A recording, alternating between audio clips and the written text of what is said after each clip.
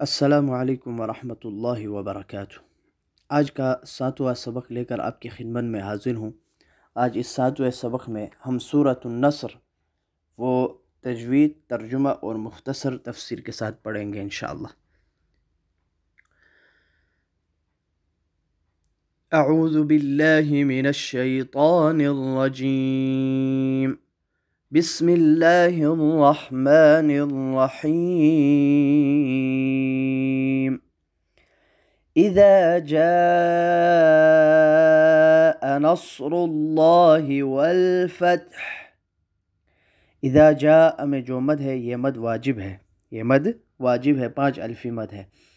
نصر اللہ لفظ جلالہ سے پہلے را کے اوپر پیش ہے تو اس کو ہم پر پڑھیں گے۔ جو بھی حرف گرین آ جائے، اس کو گرین کلر دیا گیا ہو، اس کو موٹا پڑھنا ہے، منہ بھر کے آواز نکالنی ہے۔ اذا جاء نصر اللہ والفتح ورأيت الناس يدخلون في دين الله أفواجا فسبح بحمد ربك واستغفره إنه كان توابا۔ را سے پہلے کسرہ ہے تو را کو باریک پڑھیں گے۔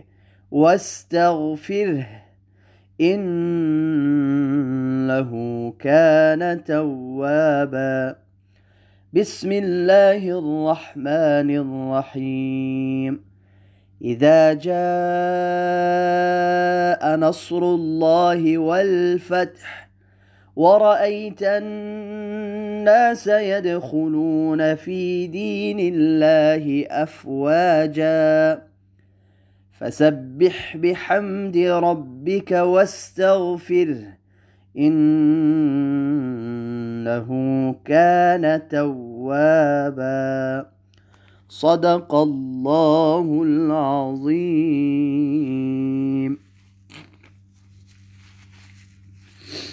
اس سورہ مبارکہ کا ترجمہ یہ ہے: شروع اللہ کے نام سے جو بڑا مہربان نہایت رحم والا ہے۔ اذا جاء نصر اللہ، جب آ جائے اللہ کی مدد، والفتح اور فتح، جب آ جائے اللہ کی مدد اور فتح۔ ورأیت الناس، اور آپ دیکھیں لوگوں کو، یدخلون داخل ہو رہے ہیں، فی دین اللہ اللہ کے دین میں، افواجا فوج در فوج، جماعت در جماعت۔ فسبح، پس آپ تسبیح بیان کیجئے، بحمد ربک، حمد کے ساتھ اپنے رب کی، بس آپ اپنے رب کی تسبیح بیان کیجئے جس میں حمد بھی ہو۔ واستغفر، اور اس سے مغفرت طلب کیجئے، انہ کان توابا، بے شک وہ بڑا توبہ قبول کرنے والا ہے۔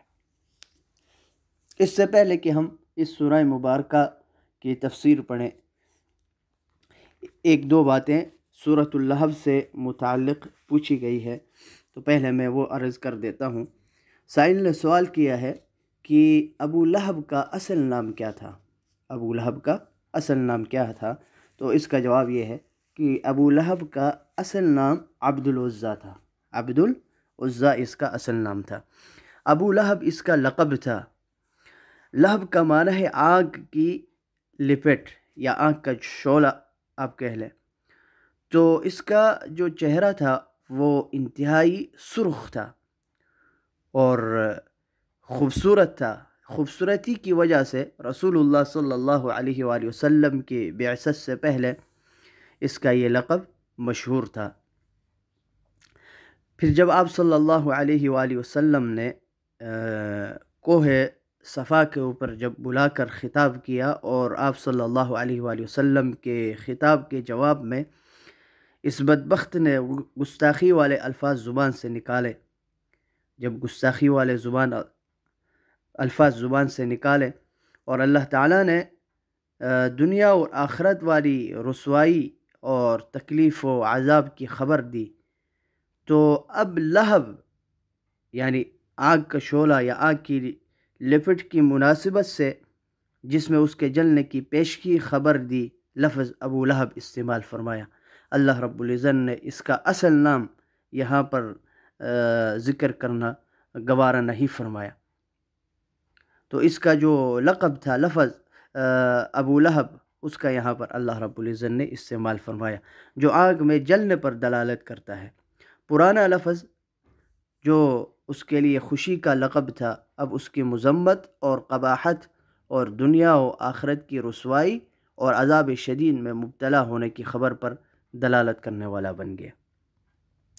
اور ابو لہب کے بارے میں اللہ تعالیٰ نے جو پیشگی خبر دی کہ وہ ہلاک ہوا اور یہ کہ جلنے والی آگ میں داخل ہوگا، اس میں پہلی بات کا مظاہرہ دنیا ہی میں ہو گیا، اور وہ اس طرح کہ اس کے جسم میں بہت خطرناک قسم کی چیچک نکل آئی، جس کی وجہ سے لوگ اس سے گھن کرنے لگے، دور بھاگنے لگے، اور اپنے عقیدہ کی وجہ سے اس کے پاس جانے سے ڈرنے لگے کہ کہیں یہ مرض ہمیں نہ لگ جائے، لہذا اپنے اور پرائے اس سے دور ہو گئے۔ ایک گھر میں علیحدہ ڈال دیا گیا اور وہ بے بسی اور بے کسی کی حالت میں مر گیا۔ 3 دن تک اس کی لاش یوں ہی پڑی رہی۔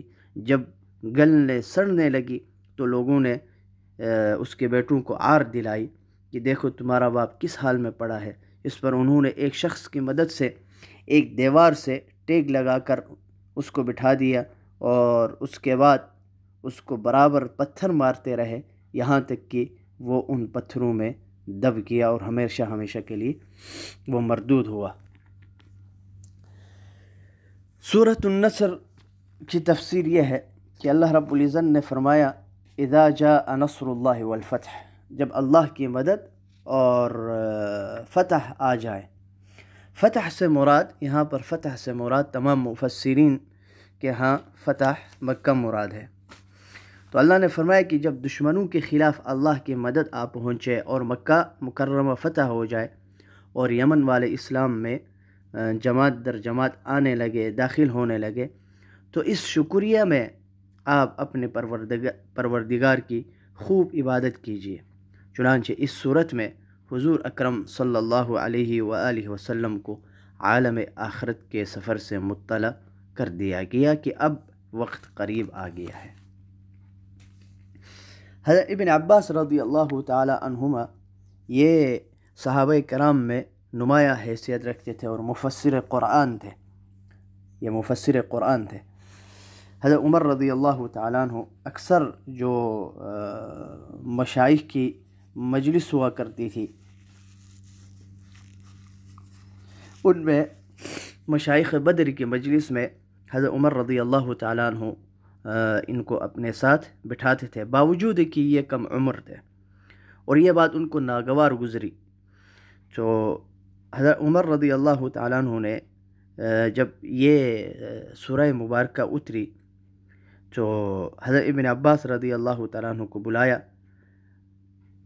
اور پہلے ان حضرات سے جو مشائخ بدر تھے ان سے پوچھا کہ بتاؤ اذا جاء نصر اللہ والفتح میں کیا بات بتائی گئی ہے؟ تو ان میں سے بعض لوگوں نے تو خاموشی اختیار کی، اور کچھ نے جواب دیا کہ اس میں یہ حکم دیا گیا ہے کہ جب اللہ کی مدد آ جائے اور ممالک فتح ہو جائے تو اللہ کی حمد کرے اور استغفار میں مشغول رہے۔ حضرت عمر رضی اللہ تعالیٰ عنہ نے حضرت ابن عباس رضی اللہ تعالیٰ عنہ سے کہا کہ کیا بات اسی طرح ہے؟ تو انہوں نے کہا نہیں۔ فرمایا آپ کیا کہتے ہو اس بارے میں؟ آپ کیا کہتے ہو اس بارے میں؟ تو حضرت ابن عباس رضی اللہ تعالیٰ عنہ نے عرض کیا کہ اس میں رسول اللہ صلی اللہ علیہ وسلم کی رحلت کی خبر دی گئی ہے۔ حضرت عمر رضی اللہ تعالیٰ عنہ نے فرمایا کہ میں بھی اس صورت کا مطلب یہی سمجھتا ہوں۔ نبی کریم صلی اللہ علیہ وسلم تو ہمیشہ ہی تسبیح، تحمید اور استغفار میں لگے رہتے تھے۔ اس صورت میں جو ان چیزوں میں مشغول رہنے کے لیے خطاب فرمایا اور اللہ رب العزت نے حکم دیا فسبح بحمد ربک واستغفرہ، تو اس خطاب کی وجہ سے آپ صلی اللہ علیہ وسلم نے اور زیادہ تسبیح و تحمید اور استغفار کی کثرت شروع فرما دی۔ حضرت عائشہ صدیقہ رضی اللہ تعالیٰ عنہ نے بیان فرمایا کہ آپ صلی اللہ علیہ وآلہ وسلم اپنی آخری عمر میں سبحان اللہ وبحمدہ استغفر اللہ واتوب الیہ کثرت سے پڑھا کرتے تھے۔ اسی لیے علماء نے اور مشائخ نے فرمایا ہے کہ جو حضرات کسی بھی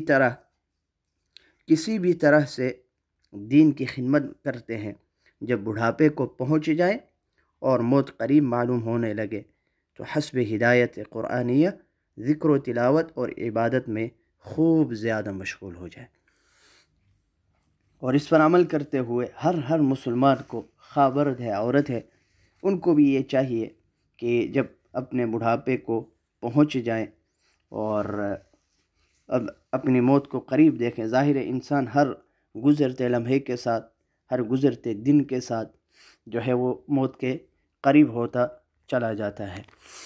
تو جب انسان اپنے بڑھاپے کو پہنچ جائے اور موت کو قریب دیکھنے لگے تو اس ہدایت پر، جو کہ قرآن مجید کی ہدایت ہے، عمل کرتے ہوئے اللہ رب العزت کی خوب عبادت کرے، اللہ رب العزت کا ذکر اور عبادت خوب کیا کرے، اور یہ جو کلمات جو رسول اللہ صلی اللہ علیہ وسلم اپنی حیات مبارکہ میں آخری ایام میں کثرت سے پڑھا کرتے تھے، اس سورہ مبارکہ کے نازل ہونے کے بعد ان کو اپنے الفاظ پہ ہم بھی دہرانا شروع کریں، اٹھتے بیٹھتے چلتے پھرتے، اور فضول اپنا وقت جو ہے وہ ضائع کرنے سے بہتر ہے کہ ان کلمات کو ہم پڑھتے رہیں۔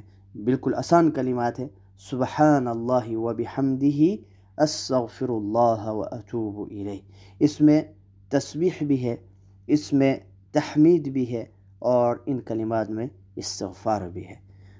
تو ان کو یاد کریں اور ان کو پڑھنا شروع